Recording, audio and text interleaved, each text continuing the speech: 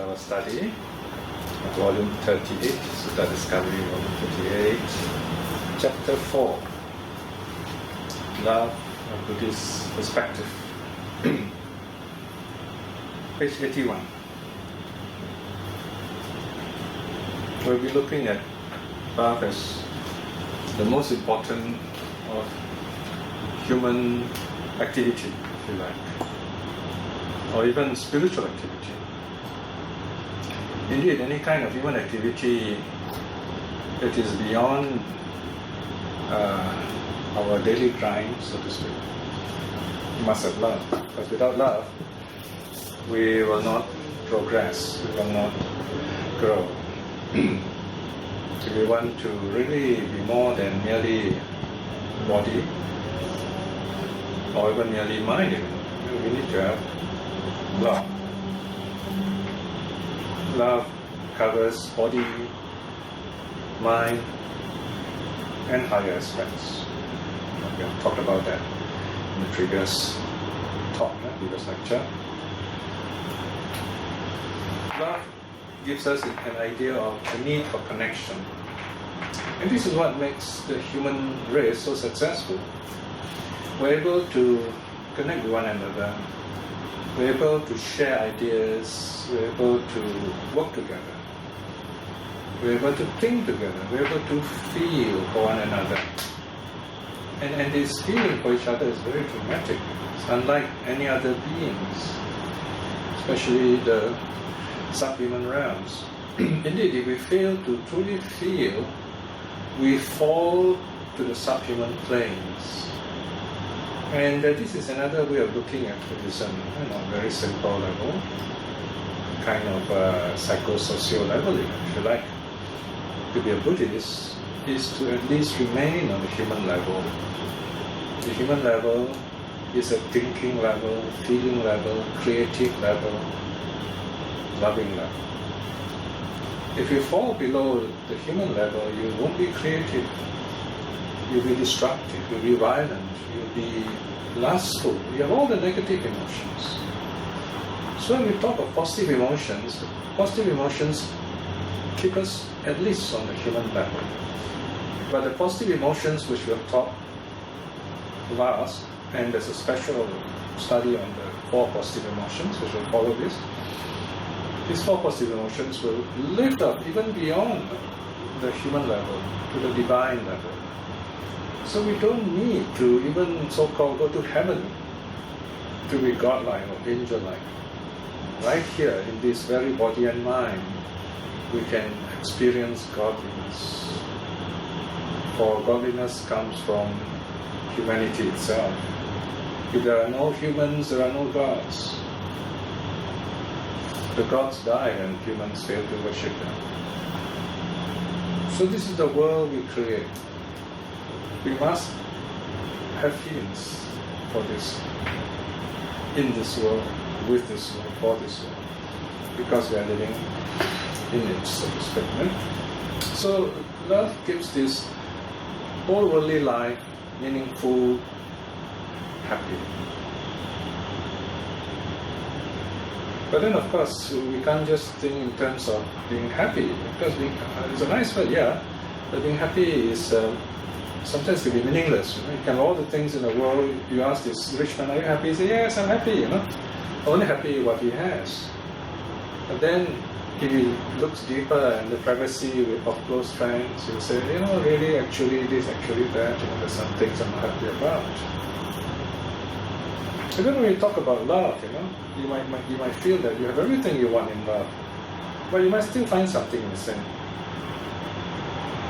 For example, a young person may think that he falls in love, and then he feels that this is what he wants in life, this particular person. So this is a kind of, we can call this a post-parental love, if you like. That is page 81, 3.2.3.1, T231. Of course, our love life, if you like, begins with our parents. Our parents show us love.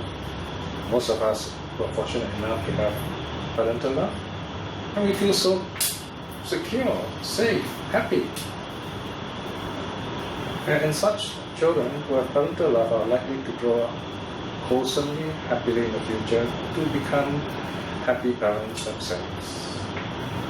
The sad truth is that the patterns we have seen, and can be seen if you look around carefully, if the parents set a bad example, the children will follow, likely to follow. Parents who divorce, the children also are likely to divorce, for example.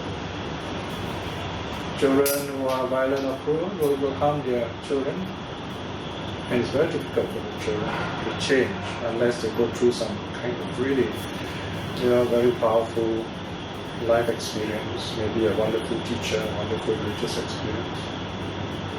So this post-parental love is another stage that young people must go through. In other words, having been loved, this young person must learn how to love. And as you know, in learning very often we make mistakes. In fact, we learn from mistakes. That's why we have to go to school. A lot of people don't see this, In a sense, you might say we go to school to make mistakes. Because if you don't have mistakes, you don't have to go to school. But the mistakes are made in a systematic way. It's the way the scientists make mistakes. I mean, if you look at physics today, the scientists will tell you it is because of the mistakes they made that keeps them paid, that makes them professional. Without the mistakes, there will be normal physics, they won't have a profession. So they keep on guessing, cooking up theories of the world, theories for existence, looking for problems to solve, In some sense, they wish they will never solve the problem. Once the problem is solved, they're out of jobs. So they keep on looking for new problems, new ideas, new way of looking for answers. And if someone has come up with an answer, the next generation has to make sure they knock it down. Newton was very successful in his time. Newton was not a very honest man, by the way. He was quite a nasty character as a person, but he was a great scientist, yes. Then he was, in a sense, overshadowed by Einstein. Einstein is quite different from Newton. And now they're coming up with new ideas. So we have to learn, as humans, we have to learn from our mistakes. But that is why it's okay to fail in love. I mean, teenagers just feel really bad if they fail in love. They think that the whole world is collapsed around them. They think they are failures just because they failed the first time. As a rule, I think we should remember, first time usually, it's not a failure. Don't call it a failure. Call it a learning process. I return a whole reflection on to learn, to love is to learn. If you really want to love people, you have to learn how to love. And the best way to learn about love is to learn from mistakes. We don't know what to do. We just do. Out of love, we just do things. We do silly things of love. And then we see how does it go. Is it okay? Is it not okay? How can we refine this? How can we mature ourselves? And as we grow older, we become more expert in doing these things. Then life gets boring another way. So in a sense, we're going to the most fun period in our life. We don't even know it. When you're teenagers, falling in love, falling out of love. And that's a problem. When you fall in love, you can also fall out of love. Yeah? One of the greatest human tragedy is to see a young man doing all his best, courting a girl, writing poems and giving things and saying the nicest things in the world. But once they're married, you don't hear that anymore. Once the baby starts crying, you know the story. The point is, this part of our life where we try to impress another person, we call it romantic love. The kind of stuff that many Hindi movies are made of, running from tree to tree and singing in groups, and I get goosebumps in such movies, although the music can be quite good sometimes. But I mean, it's an expression of human joy, but be very careful. It is not real life. Okay. So romantic love is a very important aspect of our life, which we must go through and we have to understand what it really is. It's an exuberant feeling of wanting to connect with others and of showing, of discovering our abilities, our youth, our beauty, our intelligence, our needs. We need someone, we want someone. So in a sense, we are still not complete. We feel that, our life is only complete, my life is only complete if I have you. Well, this idea of I, you, I, thou, the kind of idea. All these ideas later are lifted to a higher level. This romantic love goes up to higher levels. It's called theology, People, they can't fall in love with other human beings, so they fall in love with an imaginary idea called God. It's still romantic love. That's why it doesn't work for most people. Or you must have dogmas and rules and a power mode in order to make this kind of relationship work. So you have to come back to your humility again, letting go even of the idea of God. So this romantic love, it's also a class love. In a class system, because the romantic love actually started in the 12th century, Middle Ages, very distinct separation of the sexes, men, women, their roles. Men are supposed to be strong, the knights, the fighters, the warriors, and even then you must belong to a special class. Not everybody is a warrior. The others are the peasants, you have to serve the rich. And then you have the women. The women are supposed to be weak and submissive.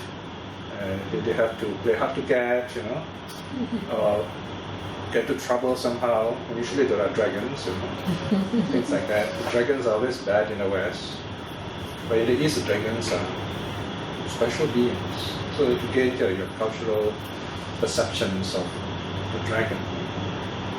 So women are made to play this submissive role, and here comes this knight in shining armor to save this woman.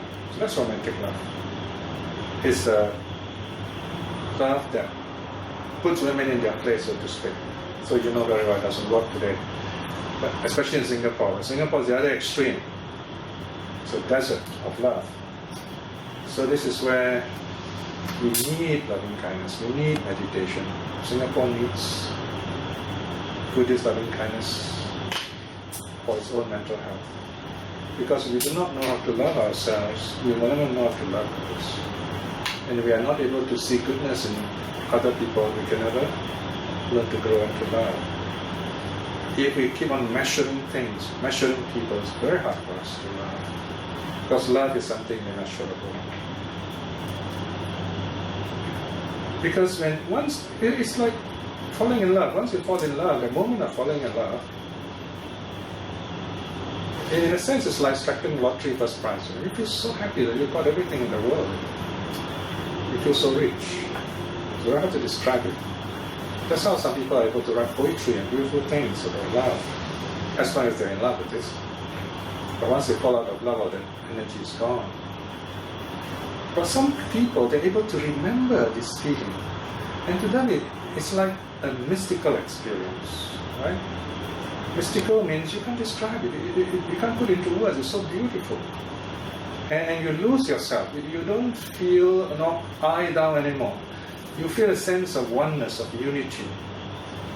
And that's what marriage tries to emulate, tries to copy. In marriage, or at least the ideal idea of marriage is man, woman, husband, wife. They are partners. They are meant to work as one, move as one. Not very easy, but possible. Like the kind of Buddhist work we're doing here. My wife and I, we're working as one, and we are a great team. And it's possible. Last week's reflection was on this possibility. It's possible because we have a love that is above ourselves. We have a love that is higher than ourselves, a vision, if you like. That's the Dharma. Dharma keeps us together because we don't just love ourselves. When you love yourself, you find after a while there's always something missing in each other. We always find faults in each other. Two people live together, you can be sure that every day you look at each other, the same bed, same house, sitting at the same table, doing the same things, And if you stay apart, you get another problem, right? So, if there's something higher and meaningful, you find you try your best to work towards this higher purpose. Of course, if there's no religion, that purpose might be children. and they're having children. And that keeps, of course, provided both parents have the same love for the children, and the children return the love. It's really wonderful. So if there's something high in our lives, then that marriage becomes purposeful. So when we talk about this kind of love, there is a sense of going beyond the self, if you like. And yet, if you understand this kind of love that goes beyond the self, then it becomes a mystical love, a religious love, if you like. And sometimes you do hear the description of this kind of feeling in Western religions. Not so much in Buddhism, because in Buddhism we are very clear about loving kindness and compassion and so on. So for example, in the Catholic tradition especially, you have this, you must remember that the Catholic tradition, especially the contemplative tradition, the mystical tradition, they are profoundly influenced by the Buddhist contemplative tradition. It's something the Catholics rarely admit, though some of their true practitioners do share this kind of common understanding. Take, for example, these two very famous people, famous Catholic saints, St. John of the Cross and St. Teresa of Avila, is mentioned at page 82 on the top. They went into great ecstasy, joy of their own meditation. Of course, they use the word God in their own context. But St. John of the Cross managed to experience something so deep that he could not explain it. In fact, he had no way of understanding this fantastic, this wonderful experience. He got into a deep state where he has no more sense of self. He felt he's going through this dark night. He calls it a dark night of the soul, totally abandoned even by God himself. He felt terrified and lost, and yet a sense of awe and joy at the same time. So he was talking about all this, Now, if you have done meditation before and you know jhana meditation, you understand, you begin to see, wow, this man is talking about jhanic experience. But the Christians and the Catholics could not understand this until they were taught the Buddhist ideas of jhana. So this is where, what's interesting is, people who are truly spiritual, who understand their scriptures, and they go beyond their scriptures, beyond the written word, they experience this deep peace and joy and wonders with everything around them. They experience the same thing in a manner of speaking. And there's no religion for this. It's if you like, you can call it the religion of non-self, if you like. It contradicts almost everything they've learned. And yet it's so powerful, so personal, so spiritual. And it's really happy, really blissful. So this is one aspect which really is difficult to talk about. We can only meet such people, maybe hear them, and they talk in strange ways, and yet so beautiful. So this is one area we have to live on its own. Maybe we can kind of discover this for ourselves one day. I'm trying to teach something in this direction. We're trying to launch a new series of studies, Introduction to Dhyana, where we try to get people to sit a bit longer, get into some focus state, and then see how you experience. You may or may not get dhyana, but the idea is the possibility of dhyana. A little bit of joy also. It will give you an idea what it's like further. So this may help us to understand this very wonderful aspect of this emotion, higher emotions. Now coming back to our topic, really topic of romantic love, then you have another kind of worldly love. It's called puppy love. Now puppy love is basically time out of time love, love that is out of time. Okay, a young person suddenly shows the love of an adult. Now this is not that bad really. It's just that it's not the right time. Imagine the little, say, an 8-year-old boy or a 9-year-old boy showing love for an elderly woman. So it won't work. It's illegal also. But the point is, if this person can show this love, it shows a certain sense of maturity. So the adult has to take some effort to explain why this kind of love is good, but not the right time, so to speak. So, in a sense, you might say this person is precocious, but he has to still kind of hold on a bit, maybe express a love in other things like doing some work or creating something beautiful. Of course, it is still a happy kind of love.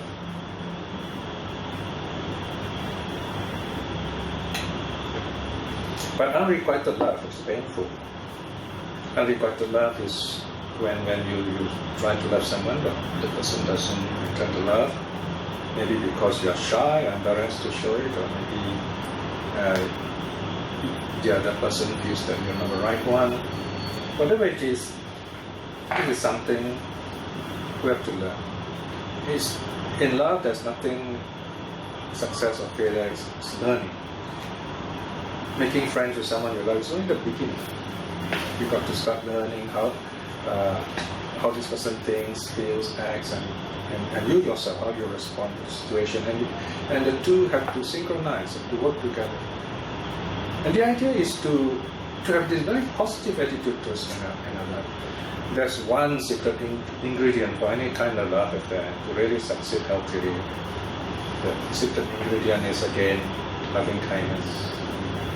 Because without loving kindness, no love will succeed. Why? Loving kindness is unconditional acceptance of the other person. Unconditional acceptance of yourself. You love someone, you have a date with this person comes late. Are you willing to forgive this person? Or worse, the person forgot the date. Are you willing to forgive this person? Things like that, So if you're able to give this kind of space and total acceptance, then it will work. But there's another ingredient, not so secret in this case. Well, in a sense it is secret because we do not know it.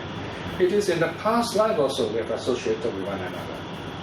So if in the past you associated with one another, that brings you together. But whether you stay together or not depends on present conditions. So you need two. You need two kinds of conditions. So both these conditions are mentioned in a very beautiful verse. It's called an embedded verse in the Dhammapada commentary. This is attributed to the Buddha, but we can't find this quotation anywhere else in the suttas. So we found it as an embedded verse in the Dhammapada. It's a kind of hapax legomenon. Occurs only once in Dhammapada, Story 2, Section 1, or Volume 1, page 41 of the Pali edition. It's on page 83. This is where the Buddha says, through being together in the past or through present friendliness, even so this love is born like a blue lotus in the water. Being together in the past, so past roots, and then you're kind to each other in the present. Of course, we can't be going around checking people's past. There's no way of checking the past karma. But there's an easy way to know this. If you're able to meet someone, chances are you've met this person in the past. The next thing, you've got to treat this person well.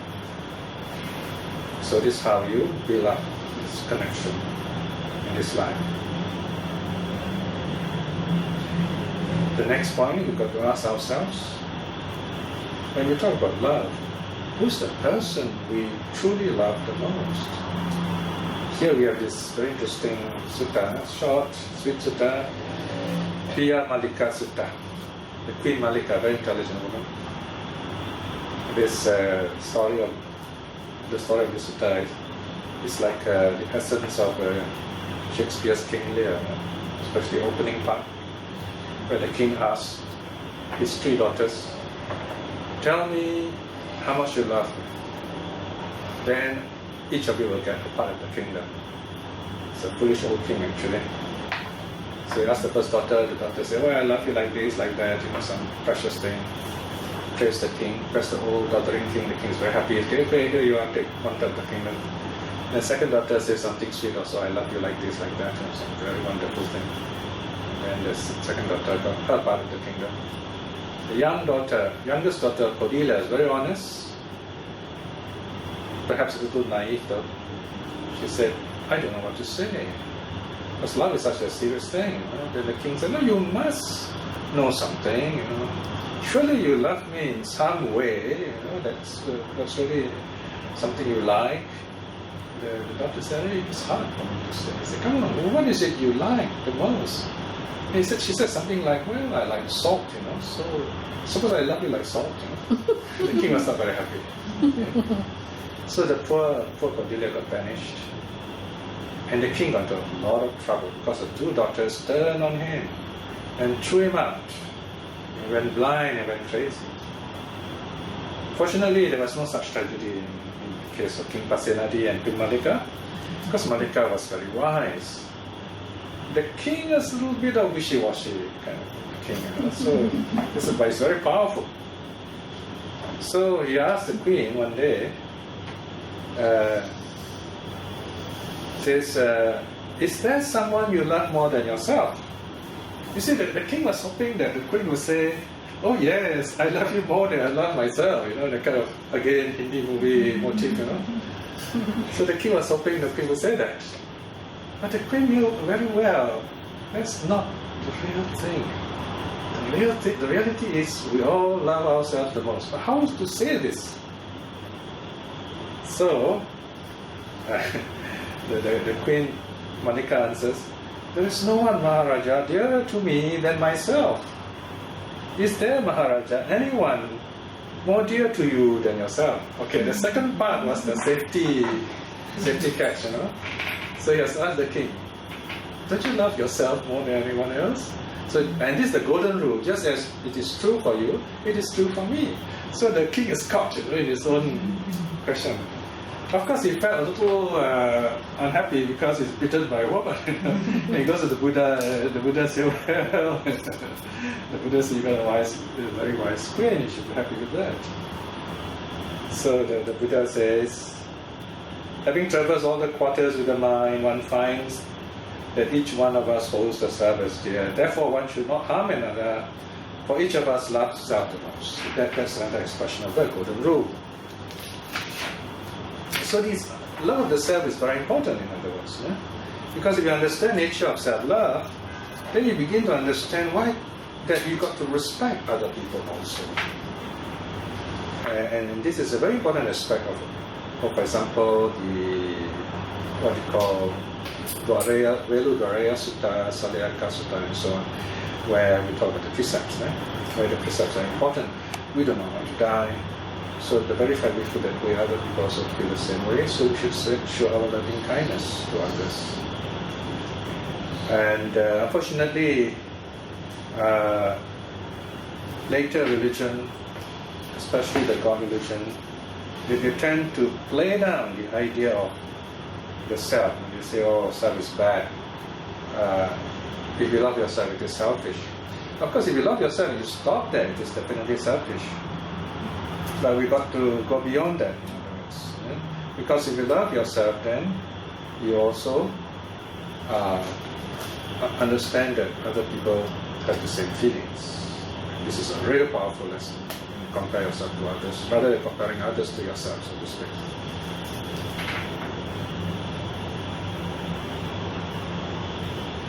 Eric Fromm has a lot to say about this. It's on page 84. So you find that as we understand the nature of self-love, then we also understand self-respect, self-concern, and self-respect means you tell yourself, I should not do this bad thing, because people will laugh at me, or worse, they won't respect me. Or you can say, I should not do this bad thing. Why? Because there's karma, there are moral consequences. That is other respect, if you like. Or rather, it's the other way around. Other aspects where you feel that shame might come to you, other people might laugh at you. Right? Whereas self-respect, karma come on you. So these are different ways you can look at this problem. Of course, when self-love is overdone, there's too much of it, and it's very negative. It can be destructive. In fact, so destructive is this kind of self-love, exclusive self-love. That the Greeks, ancient Greeks, even have a story for this. The story of Narcissus. It's on page 85, section 333. Narcissus, according to Greek mythology, is a very handsome young hunter, a very exceptionally beautiful young man. So a lot of people fell in love with him, even the gods fell in love with him, but he was very arrogant, he spurned everyone, so proud of himself. But this is the irony in the Greek mythology. The gods have the power to control people, and they could easily make this person love them if they want to, but somehow it didn't work that way. So you know very well these are stories invented by the wise ancient Greeks to teach other human beings. So the gods, failing to get Narcissus to love them, the story goes that either Venus as Aphrodite or Nemesis is like a crime god. He like karma. It is the god of karma. Like, if someone does something, a bad crime, this Nemesis will come and punish him. So either Venus or Nemesis makes Narcissus fall in love with his own image. So he went to the water to drink and he saw his own image and he fell in love with it. He fell in love with it so much, he was like Wakali, looking at the Buddha, and he becomes a monk just to see the Buddha. So he looks at his image, he falls in love with his image, and he just couldn't tear himself away from this image in the water. And he remained there looking at the time, trying to touch it, and then he ripples away, and then he has to look at it again, and just got caught up with this. And the story went, of course, you don't take food, you die. So this young man dies. And the Greek gods, in their great compassion, or Greek compassion if you like, turns him into a flower, a plant called a narcissus. And it's a very poetic plant, in the English call it daffodil. So narcissism is a self-lasting personality. People who put themselves above everything else, above others, like an asura-like kind of quality. And this can be very destructive both ways. Yeah? So in a sense, this kind of love is also as conceit, where we measure others with, I'm the best, I love myself the most, other people are not like that, are not good like that. So we start measuring people, and that's how our life goes along. We are never happy, we're all the time measuring, looking to be better than others all the time. Unfortunately, this often happens in our human life if we are not skilled. So this is where the Chinese, for example, have a saying, there's a tiger in the hill, and also there can be only one tiger in the hill, so to speak, so even two tigers are in trouble. So this tiger must be a very narcissistic tiger. So if we have such leaders, then the organization may be successful, but it's a very cruel kind of organization where things appear all right, but the reality is very painful. People who work for it suffer. And ultimately, people who really are under the weight of this kind of organization should sooner or later will feel being crushed by it. So we have to be very careful. How do we prevent or identify such a situation? The best way, of course, is through self-examination. We have to look at ourselves, especially when we join a group. When we join any group, we have to ask ourselves, what happens to me when I join this group? Number one, do I feel happier? Do I become a better person? These two very important questions. The interesting thing about joining the group is that if everybody says the same thing and you say something different, you feel very uncomfortable. So you tend to adjust the way you think, even if it is right. You're the only one who's right. You're trying to blend in with the group, otherwise you feel left out. This is an example of dogma. You have to give up your idea and join this group. Of course, if your idea is wrong, it's okay, but if your idea is right and everyone else is wrong, then it's a pity, right? So this is where there's a saying, the group is always wrong. The group never thinks. only individual things. Of course, you can share the thoughts, and from that thought you get feedback, you discuss. So this is something you got to keep on asking yourself, what happens to me when I join a group? Do I become happier? Is my life more meaningful? Do I benefit other people in a good way? One important clue, of course, if you respect the Dharma, then the group is safe. Why? Because the group has a higher purpose. The group is not a mere herd, instinctive herd, no. There's a higher purpose. The group is guided by the Dharma. The Dharma deals with individuals. The Dharma makes individuals of each member of the group, so to speak, like the great holy Sangha of the Buddhist time, the Arahats. The Arahats may form a Sangha, but they're all individuals. They're individual atoms working together, but they're all still atoms, so to speak. So the spiritual group is defined by its individuals. In a worldly situation, the individual is defined by the group. For example, I'm Chinese, I'm Indian, I'm Malay, I'm Western, whatever, you're defined by the group, right? But if you're truly great, like the Buddha, whenever you think of the Buddha, he's great because he's Indian. Not at all. We think he's great because he's Buddha. We don't bother about the fact he's Indian. So this is where we have to understand each of the group and the individual. So this idea of knowing yourself, loving yourself is very important. The Buddha taught this. And one of the modern spokesmen for this idea is Eric Fromm, section 3334. How self-love can be healthy. Eric Fromm is a wonderful interpreter of this very wholesome kind of love in modern words. And when he discovered Buddhism, he was so happy, like fish into water. Before that, he was using Christian ideas. That's the best he had. After that, he used Buddhist ideas. Look at what he writes here in his book, published in 1997. What book is this? 1997. Let me look at the bibliography. Eric Fromm, 1997. Is it there?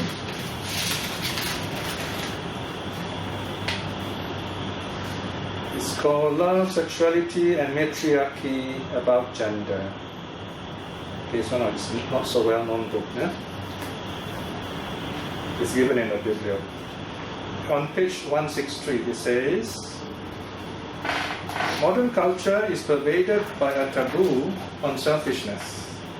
It teaches that to be selfish is sinful and to love others is virtuous. To be sure, this doctrine is not only in flagrant contradiction to the practices of modern society, but it also is in opposition to another set of doctrines which assumes that the most powerful and legitimate drive in man is selfishness, and that each individual, by following this imperative drive, also does the most for the common good. Of course, what he says is almost ironic. So what he's saying is the most common universal love is actually selfish love. In a sense, the Buddha says the same thing when he says we do not like to be killed, we love life. He's saying that we all have that kind of love, right? So, but he then turns the table and says, by that very same token, you must also accept that other people have the same thing. So this is what Eric Fromm is trying to say in different words. We all love ourselves, otherwise we won't survive. By the very same token, other people also love themselves, so we have to respect others too. This is a wonderful statement. Then Eric Fromm goes on to criticize some of these really dogmatic and narrow ideas by those Christian reformists. John Calvin especially. It's a really dark man. It's like the Ayatollah of the early of the medieval Christians, late medieval Christians, if you like. Let's look at what he has to say. This principle has found its classic expression in Calvin's theology. Man is essentially bad and powerless. Can you imagine that? That's the first thing to say. You are powerless and you're bad. He can do nothing, absolutely nothing, good on the basis of his own strength or merit. We are not our own, says Calvin in his Institute of the Christian Religion, published in 1536. Therefore, neither our reason nor our will should predominate in our deliberation and actions. He has contradicted himself by saying this, because if you want to throw out reason, but then we should not be reading what is written here, which is unreasonable. So there will be a problem there. On the contrary, he says, we are God's. We belong to God. To him, therefore, let us live and die. So the higher purpose is God. For as it is the most devastating pestilence which ruins people if they obey themselves, it is the only haven of salvation, not to know or to want anything by oneself, but to be guided by God who walks before us. This doctrine, says Fromm, is rooted in contempt and hatred for oneself. Calvin makes this very point very clear. He speaks of self-love as a pest, which is the opposite of Buddhist idea. So what's wrong with putting God above us, you might say? Doesn't that make us really good and kind people? Of course, there are good people, but the question is this, I'd like to ask myself, were the people already good first? They were good in the first place, and then they accept this idea? Or is it because they accept the idea to putting God above them, then they become good? This is really highly controversial. From what I notice, people are by nature already good. And in their culture, because this is the dominant idea. And people who place God above themselves are people I never want to meet. They're very dangerous people. The conquistadores, the Spanish conquerors who overran the Americas, especially South America, they were conquering all those people in the name of God. And to them it's okay to kill these people because they're killing for God. My goodness, so they are pushing all the blame to God. We don't do that. We don't to blame anyone. And you can talk a lot about these things. It's a very dark chapter in human history. Look at what the Buddha says, Dhammapada. Dhammapada 165, in contrast to what we have just heard just now. By one alone is evil done. By the self is one defiled. By oneself is evil not done. By the self is one purified. Purity and impurity are within oneself. No one may purify another. Dhammapada 165. Then Dhammapada 160. The self is the master of the self, or lord of the self, if you like. For who else could a master be? With a self, indeed, one gains a master that is hard to find. Dhammapada 160, and a similar one in Dhammapada 380. So here in the Buddha's teaching, you find self-love is given a very positive statement. Self-accountability. So whatever goes wrong, we don't blame anyone, especially not God. We say, well, looks like I'm to blame. Let me look for the answers within myself. Then we can solve the problem effectively.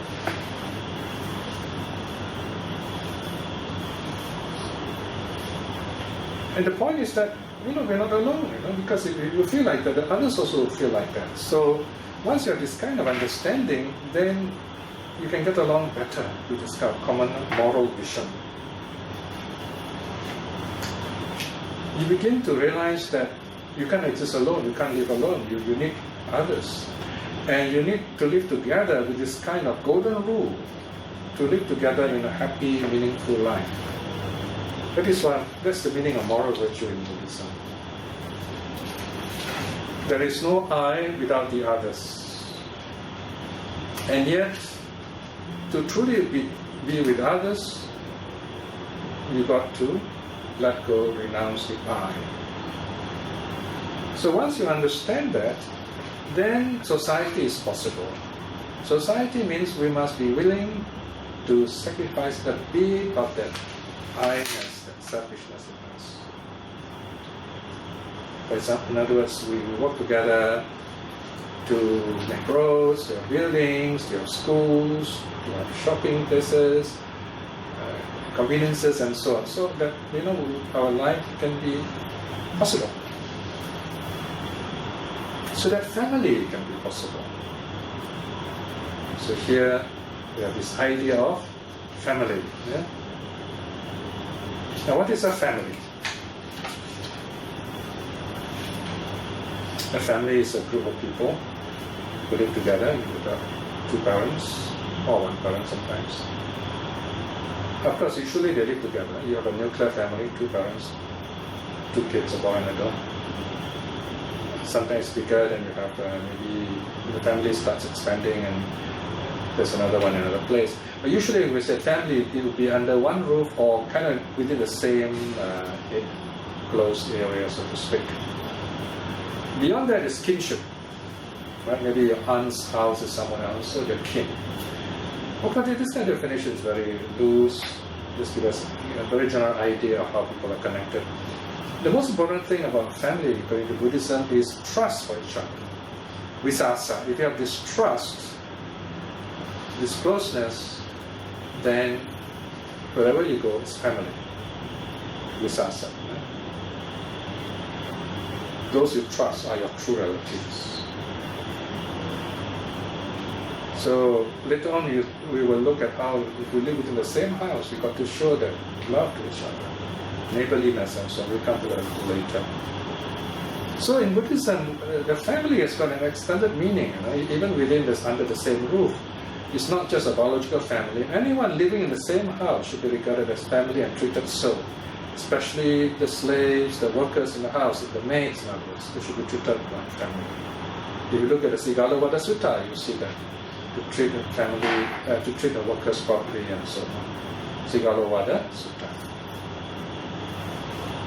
Section 4.2 talks about trust, talks about being close to each other. Right? For example, take an example of trust here, given in the Sigalovada Sutta, D31, section 23. Who is someone with this visasa of trust? The one constant in joy and sorrow, samana sukha dukkha, or in modern terms we say a friend through thick and thin, should be known as a true-hearted friend for these four reasons. He tells you his secrets, he keeps your secret, he does not abandon you in your troubles, he would even give up his own life for you. He will even risk his life to, if you say, if needed. The one who is constant in joy and sorrow, young house lord, should be known as a true-hearted friend for these four reasons.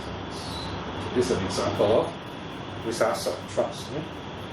Very high standards, if you like. See, So in other words, when the Buddha talks about love, his love must be shown. I can imagine, there was this critic online which said the Buddha doesn't know about love. Only the Christians know about love. So he only reads all these things and here this topic. So love is a sense of accepting another person. And we see even the monks do this. Especially, the monks, sometimes there are a few of them who live together in a forest for meditation. And Anuruddha's example is very famous. He lives in the forest with two other people, Nandiya and Kimbila. So when the Buddha visits him, this is recorded in the Upakilesa Anuruddha Sutta, M128. The Buddha visits him and asks, how are you? How are things going on? Are you happy together? Now Anuruddha says, this is very famous lines here. I'm going to read the whole thing here. Bhante, here I think thus, it is a gain for me, it is a great gain for me, that I am dwelling with such companions in the holy life. Bhante, I keep up acts of loving kindness through deed, both openly and in private towards the venerables. In other words, the action is done openly, before when they are present and they need help, and when they're not there also, the action is still kind to these people. It's not like in front of them do nice things, behind their back do bad things. Bhante, I keep up acts of loving kindness through speech, both openly and in private, towards these venerables. So speaks to them nicely, speaks to others behind their back also in the same vein. Bhante, I keep up acts of loving kindness through thought, both openly and in private, towards these venerables. Bhante, I think thus. Why should I not set aside what I wish to do and instead do what these venerables wish to do? Then Bhante, I set aside what I wish to do and intend do what these venerables wish to do. Oh, this is really great self-sacrifice, right? It seems, Bhante, that we are of different bodies but of one mind. You see this happening in a family also. Parents really love their children well. The parents will set aside their time, their work, their pleasure for the sake of the children. Very often we do this. So same thing in a group where these monks and monastics, they care for each other. They will set aside their own interests in many ways and make sure their fellow men in the Dharma are happy. Now here you may say, doesn't this contradict with the teaching that, no matter how good others are, we must attend to our good? Here is a social aspect, making the people around us happy and safe so that we all can practice together. But then after when you sit and meditate, you got to do it on your own. I can't meditate for you, so to speak. That's different. So you're talking about two different levels. Social level, we care for each other. Mental level, you got to care for yourself. Okay? In your meditation like this. So in other words, we do not look for faults in others, but we work together. So let me close today's study by reading this reflection, this verse here from Sutta Nipata S255. He is no friend who relentlessly suspects discord, always looking for faults. But like a son in the bosom, is truly a friend inseparable from others. But like a son in the bosom, is truly a friend inseparable from others. It is in this spirit you find in Southeast Asia. I was in Thailand many years, 5 years. You see, people are so close to each other. Even the men are close to each other. Men and they hold hands, even hug each other. In this spirit, like a son in the bosom. In other words, they have this special feeling, which is not physical, for each other. So this is where people who this person who spoke against the Buddha said, the Buddha does not know love, but in the end he has finished his talk, and he appears on the YouTube again. He says, I have an addendum.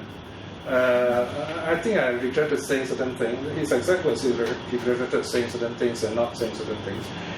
Actually, he says, despite what I've said, I've seen Buddhists, in Buddhist countries, Buddhist monks, nuns and so on, they're really kind and loving to each other. So somehow they show this. Maybe there's a kind of either a secret transmission or it's a teaching beyond the written word. He sees this. The point is, you see this in the Buddhist practitioner, obviously the teaching is there too. So it's very clear that the Buddhist community, the real Buddhist community, is also a loving community. So we stop there for the moment. Then our next talk, we will talk on the humanization process, and then slowly we go on into other aspects of hospitality, neighborliness, loving kindness, and so on. Any questions? Okay, so let us close with a short reflection. Once again, we are reminded of Buddhist love, of various levels of human need to connect with others. The most important person we must connect with, of course, is ourselves. Once we look within ourselves, we see peace. Or maybe we see needs. And what we see in ourselves, we must understand, we can also see in others. So if you see others in yourself, then you are able to connect with others too. This is another way of looking at the Golden Rule. And this is one of the most wonderful teachings that the Buddha has given us. Such clarity and fullness, reflecting in this joyful way that the power of this wonderful good karma. May our minds quickly focus. May we be free from harm and danger. May we attain mental focus in our meditations. And above all, may we attain spiritual liberation, namely stream winning in this life itself. May this moment of peace and joy, let us send our loving kindness to all those people we care for people whom the Dharma have not touched, that they may see the Dharma in themselves and be truly happy and good.